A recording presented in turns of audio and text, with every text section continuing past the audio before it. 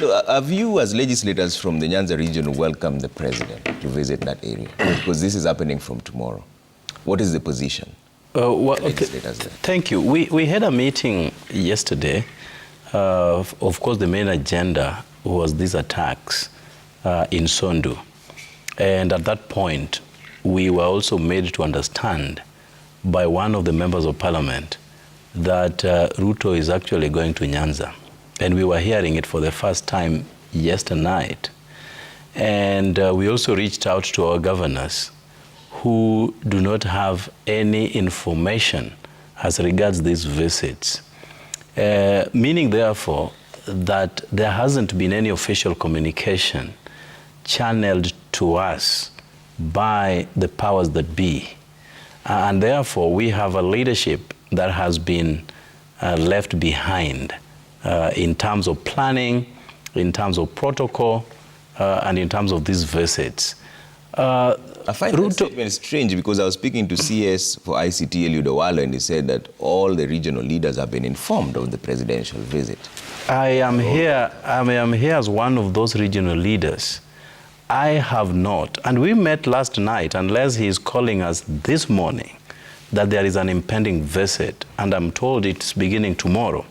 Now, what I would want to say is that we cannot gag William Ruto, and any other person for that matter, from visiting any part of this country. We have the latitude, we have the freedom, not only enshrined in our constitution, but as an inherent birthright to go anywhere that we would want to visit. And therefore, Ruto has, the freedom to go to Nyanza as and when he feels necessary.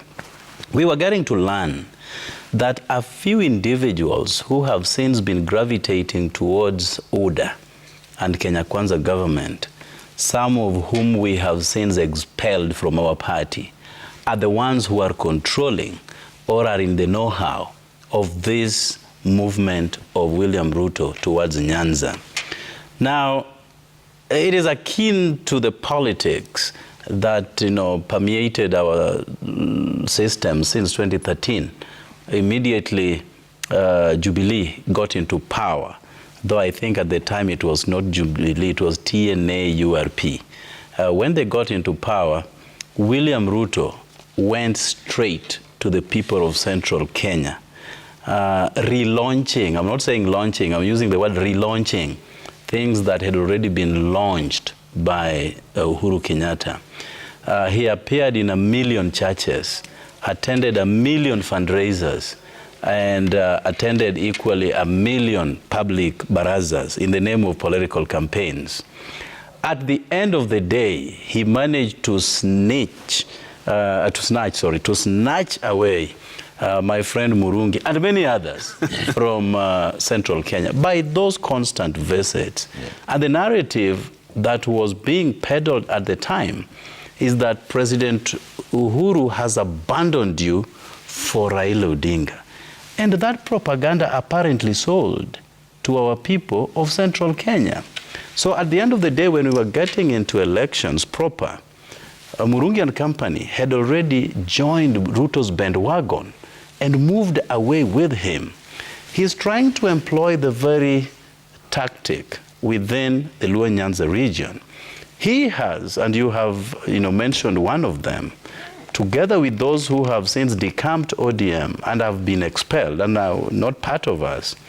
And we expected that if the Political Parties Act was to be applied, then we should be gravitating towards another by-election in those regions. But that is not properly going to happen for reasons that are obvious. So he is now trying to engage with these people directly, bypassing Raila Odinga the same way he bypassed Uhuru Kenyatta, hoping that at the end of the day, and he still has 4 years, that he will turn around Luo Nyanza. Remember that this government has resigned from actively participating in economic endowment of our nation. They have said we are defeated, we cannot run this economy. They have said we cannot run the peace of our country, but let us focus on 2027 campaigns. Last week, there was a National Governing Council, I think NDC, of URP, not URP, but UDA party. And the president, a symbol of unity, was donning political parties' colors. A president who has 4 more years in office. What does that tell you?